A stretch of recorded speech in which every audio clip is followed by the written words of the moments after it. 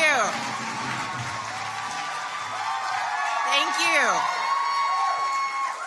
Thank you. Thank you, Ashley. Thank you, Emily Kane. Thank you, LaFonza Butler. Thank you to the extraordinary leaders who are here tonight. My name is Stacey Abrams.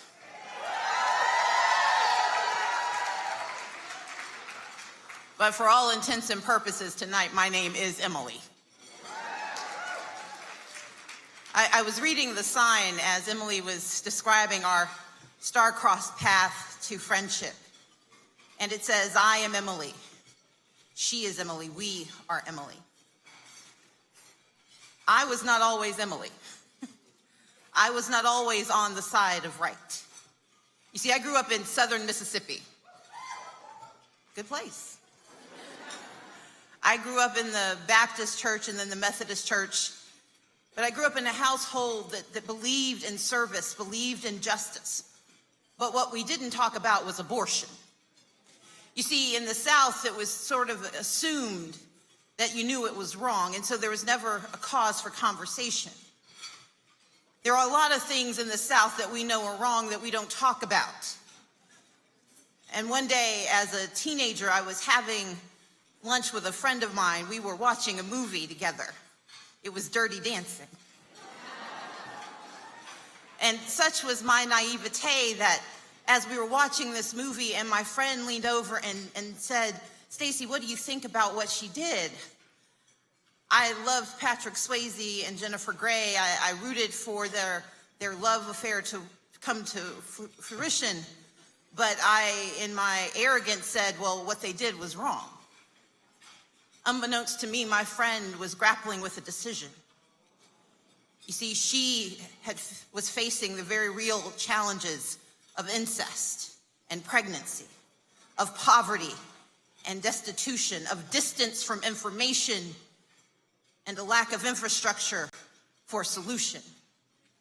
And to this day, I am ashamed of how cavalier I was in my response, but today is a conversation about the zeal of the converted.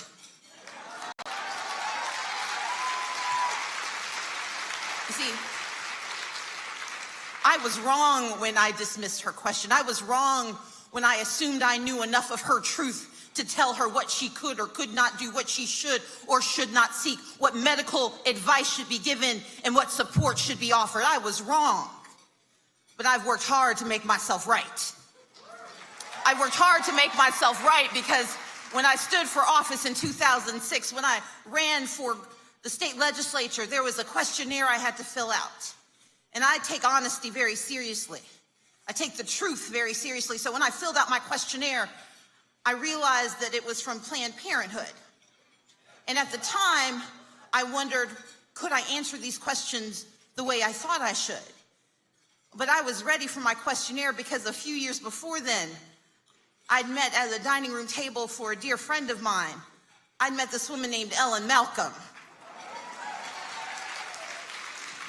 You see, my friend Sally McDaniel had invited me to this dinner, and she said, I want you to meet these women who are committed to reproductive choice. And I had started my evolution on abortion during my time at Spelman College, during my tenure in the University of Texas, during my time at Yale Law School, but it was back in Atlanta, Georgia, where I started to realize that my musings and my mission had to meet. And so when I met Ellen Malcolm and I talked about my intention of one day running for office, she quizzed me about what I would do if I had that kind of power. And so when I was filling out these questionnaires, I set them aside and actually wrote an essay to myself, because I'm a nerd.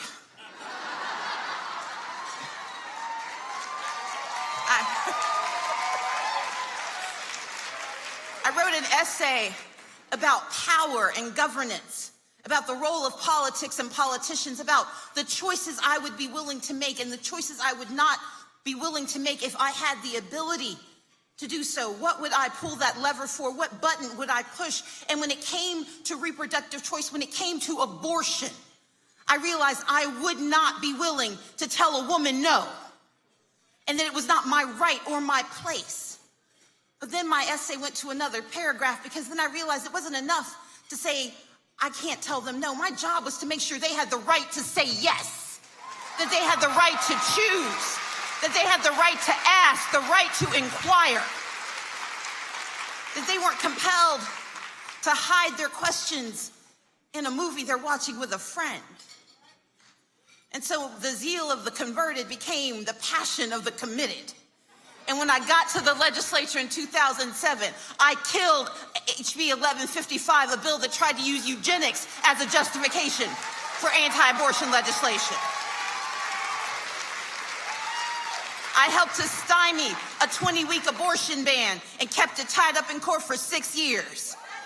And in 2019, when the misbegotten governor of Georgia passed this forced pregnancy bill, I flew to California saying, please don't leave us behind, stay and fight, because if you can get me in that seat, we will take our state back and we will take our rights back. That is why I am committed.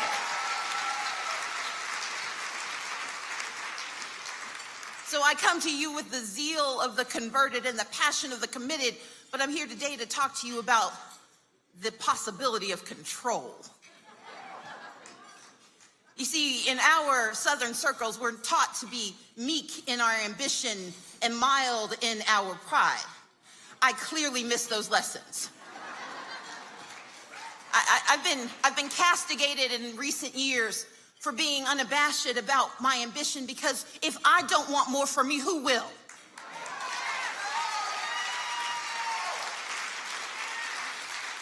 And I have been vocal in my belief that I am capable of more, because I needed to see that when I was younger.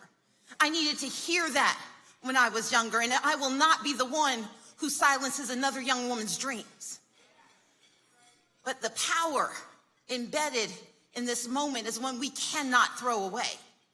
We have to stop using mealy language to describe what we mean. We have to leave behind the euphemisms and call out the truth. And here are a few truths. Number one, the abomination of that leaked opinion is coming to find every one of us, and we've got to be ready to fight back.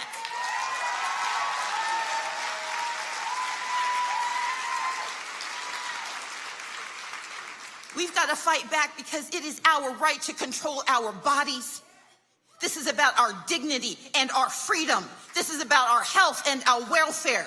This is about our future and our lives, and we have the right to be angry and the right to be right.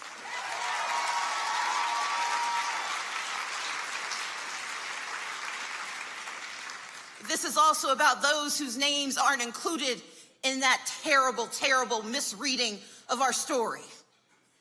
You see, I know that for the LGBTQIA community, there is a fear that they are going to be erased in this conversation, and I want you to hear me clearly. We see you, we embrace you, and we know that this is about you too.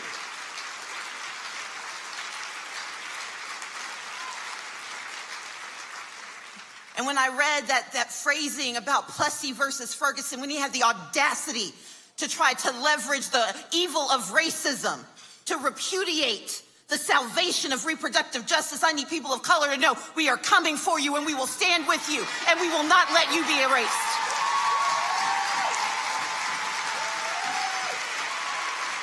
We have. And for those who are watching this unfold and thinking this isn't about me, I did my part. In 73, I was marching.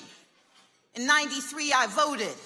In 2023, I'm done. Now, we've got a reminder to all of us that while abortion rights are at the center of this damned opinion, this is about our civil rights and our human rights.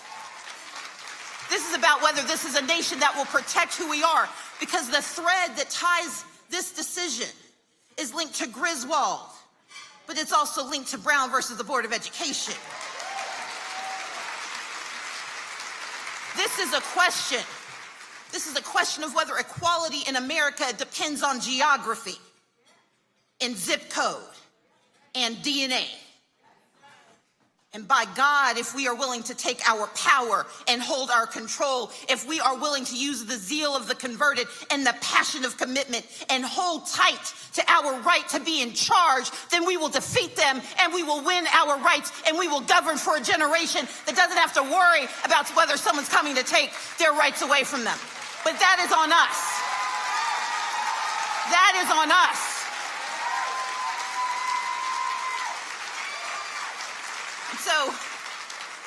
So tonight, as you listen to countless leaders who know what I say is true, I want you to leave with this.